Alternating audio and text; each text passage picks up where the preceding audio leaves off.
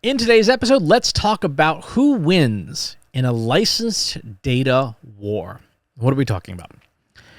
Some AI companies, like OpenAI, are criticized correctly criticized, especially by creative folks, that they have ingested massive amounts of data from the internet, from the public internet, without permission, without consent, without attribution, and their models spit out imitations of the things that they've learned. And so many folks correctly say this infringes, if not on my intellectual property rights, on my moral rights as a creator, that my works were used in a way that doesn't benefit me without my permission.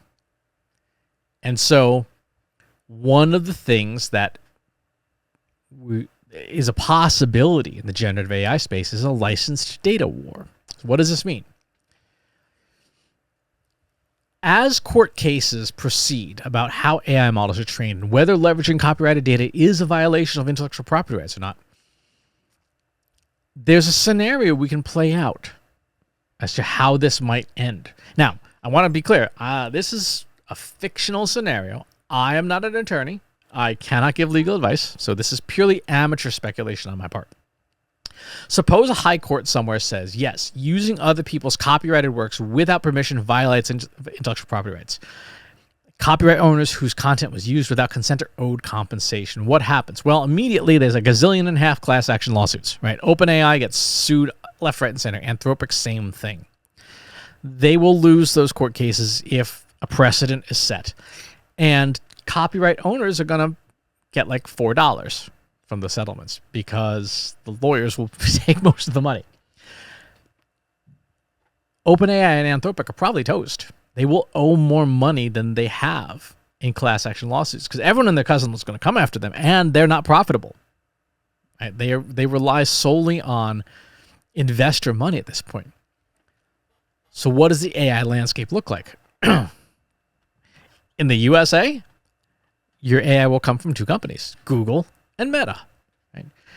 Why? Because both of these companies, and this is true of every service provider, if you look in the terms of service that you signed and agreed to use these different platforms, there's a clause in the terms of service that says any content that you submit to a service like Instagram or WhatsApp or Facebook or YouTube, you license to the company to use however they choose under a derivative works clause that says, you give them a worldwide, non-exclusive, perpetual license to make derivative works of your work. If you don't believe me, go to the terms of service on your favorite website and look it up. You will see it. Just search for the word derivative works, the phrase derivative works.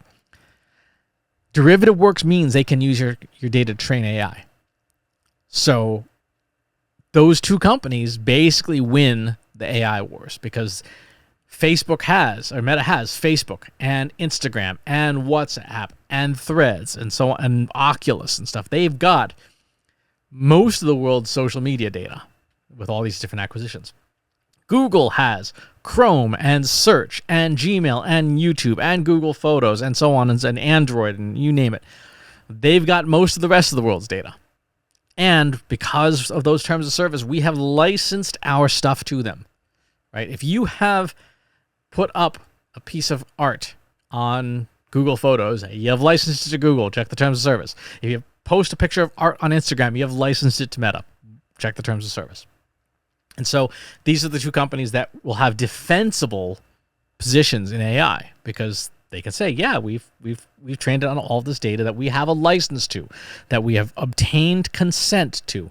Whether or not you knew you were consenting to it, that's our problem as end users, not their problem. We clicked, yes, I agree, and that is legally binding. Chinese models like Yi and Quen, they win because China generally doesn't abide by other people's intellectual property rights. Right? This has been an ongoing struggle for 50 years. And in digital, the Chinese government pretty much sort of thumbs its nose at everyone else's intellectual property laws. But this is true of any model made by a sovereign government that chooses how they want to interpret the law in their jurisdiction, right? So I think the United Arab Emirates makes Falcon. But any of these companies overseas in different jurisdictions They interpret the law the way they want in their jurisdiction. There's not much anyone else can do about it because that's their country as a sovereign nation. And if their laws and culture don't agree that training a model is a violation of intellectual property rights, there's nothing you and I can do about it. China's going to be the clear winner on this front, though. So, is this good? Is this bad? It's hard to say. Generally speaking, and this is where we have to do some thinking as a civilization. A world with less choice is less optimal, right? If it's Google, Apple, and Meta as your only choices for AI, that's less good. It's fewer choices. But a world that also compensates creators fairly and creators can hold companies accountable is also optimal, right? So the ability to have the right to sue OpenAI, that's also a good thing because, yes, they used to work without compensation or consent. So how this plays out, we don't know. And we don't know how the balance is going to be found. But what is clear is that there are some companies through existing terms of service and agreements that we signed have an advantage that others do not. And that will position them as winners in the licensed data wars in AI. That's going to do it for this episode. Thanks for tuning in. Talk to you soon. If you enjoyed this video, please hit the like button.